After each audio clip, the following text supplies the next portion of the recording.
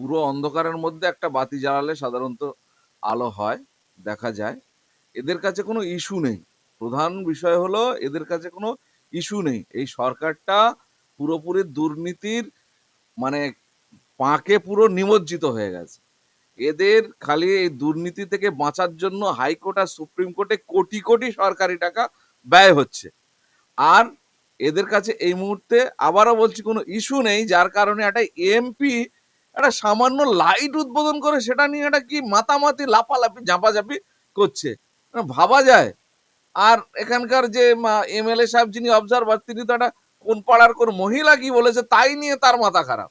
অর্থাৎ সুতরাং এরা অলরেডি এদের মাথা ডিস্টার্ব হয়ে গেছে, যার কারণে এদের কাছে কোনো রাজনৈতিক ইস্যু নেই, যার কারণে এইসব করে বেড়াচ্ছে।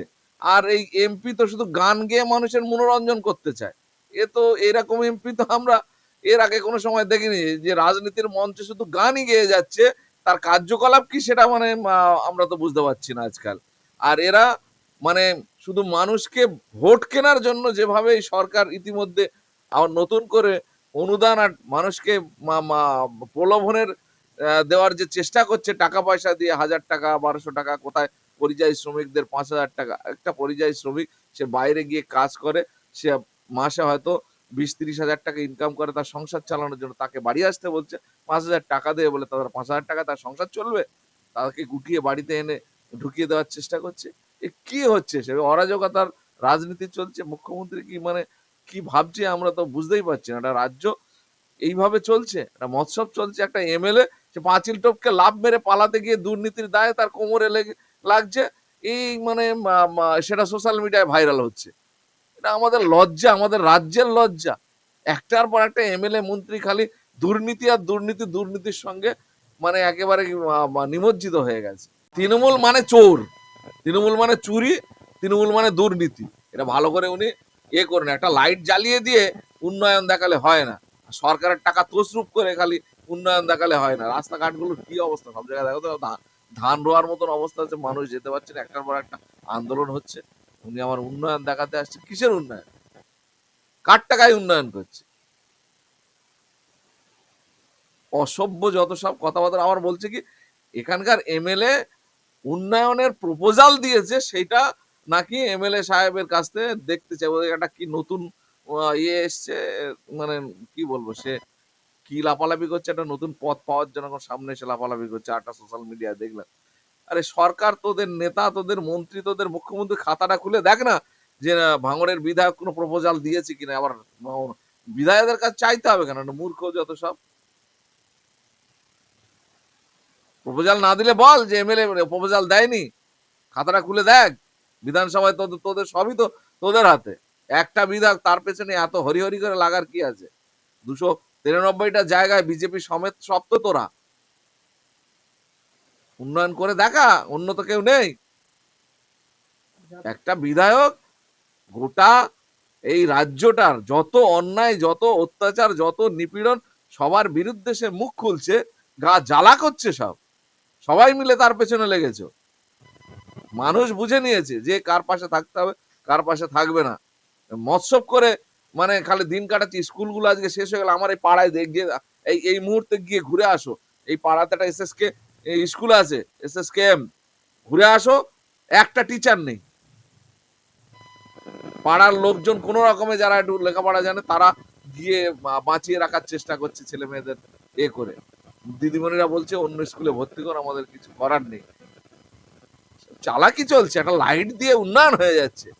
আরে নওশাদ সিদ্দিকীর টাকাটা করতে হয়, নওশাদ সিদ্দিকী তার বাপের ঘর থেকে এনে দেবে? তোমার মুখ্যমন্ত্রীর হাতে তো অর্থ দপ্তর, মুখ্যমন্ত্রীর হাতে তো সবকিছু, বিধানসভাটা তো চলছে তাদের হাতে। টাকা কি আলাদা যা খনি থেকে আসবে? তোমাদের মতো লুটের টাকা, চুরির টাকা নিয়ে নওশাদ সিদ্দিকী উন্নয়ন করবে নাকি? নওশাদ সিদ্দিকী তার উন্নয়নের পরিকল্পনাটা দেবে, সেই পরিকল্পনা যা দিয়েছে তার অনুযায়ী কাজ হচ্ছে। নওশাদ সিদ্দিকী টাকা ছাপাবে নাকি যে আলাদা করে? সরকার ফেডারেল স্ট্রাকচার, সংযুক্ত যুক্তরাষ্ট্রীয় কাঠামোর মধ্যে রাজ্যের বিধানসভা থেকে সবকিছু পাস হয়। বিধানসভা তিনি একটা সদস্য, টাকাটা তো তোমাদের হাতে। টাকা যেদিন নওশাদ সিদ্দিকীর হাতে আসবে, নওশাদ সিদ্দিকী যেদিন মুখ্যমন্ত্রী হবে, সেই দিন বলবে যে কি করছে, উন্নয়ন করছে না, এই করছে না, সেই করছে না। নওশাদ সিদ্দিকী যদি বিধানসভায় ভাঙড়ের ডেভেলপমেন্টের জন্য কোনো পরিকল্পনা না দিয়ে থাকে, কোনো সুপারিশ না করে থাকে, সেটা তুলে ধরো, তাহলে বোঝা যাবে। বাজে যত সব হেড কালচার চলছে।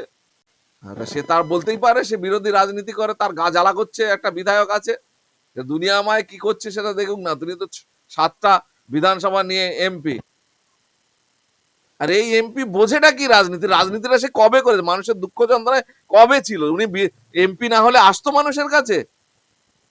তৃণমূলের বদান্যতায়, তৃণমূলের মানে এই কৃষ্টি কালচারে শুধু মানে ফিল্ম স্টারদের নিয়ে এমএলএ এমপি বানাচ্ছে, এই কোটায় উনি পড়ে গেছেন, যার কারণে উনি জিতেছেন।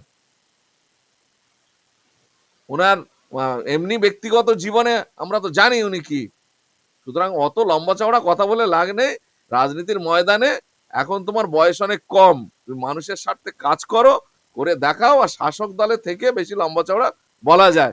শাসক দলের বাইরে গিয়ে অন্যায়ের বিরুদ্ধে প্রতিবাদ করো, তবে তো বলবো বাপের বেটা। দেখেন, আমার প্রথম কথা হলো গিয়ে কুরুচিকর মন্তব্য এবং অনভিপ্রেত ভাষা আমরা কোনো মতেই সাপোর্ট করি না। যারা এটা করছে তারা ভুল করছে, তারা এটা অন্যায় করছে। আমাদের যারা সমর্থক, আমি তাদের উদ্দেশ্য বলবো, এই ধরনের ব্যবহার আচার আপনারা সংযত হন। যারা এই ধরনের খারাপ ভাষা ব্যবহার করেছেন তারা প্রকাশ্যে সোশ্যাল মিডিয়ায় এসে ক্ষমা চেয়ে নেন। আমাদের রাজনৈতিক উদ্দেশ্য, আদর্শ, লক্ষ্য এরকম কিছু নয় মানুষকে খারাপ ভাষা ব্যবহার করে অপমানিত করা। কিন্তু আমি বলবো, কোন গ্রামে কোন মহিলা কি বলেছে, এখন এই এত বড় বড় নেতা তার পেছনে দৌড়ে বেড়াচ্ছে, আর তার কিছু নেই বলার মতন, করার মতন কিছু নেই। তাহলে তো এই কয়েকদিন আগে রাজ্জাক মার্ডারের সময়ে তো এই পঞ্চায়েত সমিতির সদস্য কি বনভূমি না কৃষির কর্মদক্ষ তার ভাই যেভাবে নওশাদ ভাই, আব্বাস ভাইয়ের মা তুলে যে জঘন্য ভাষায় আক্রমণ করলো, তাহলে সেটা নিয়ে আমরা কি লাপালাপি নাচানাচি করব?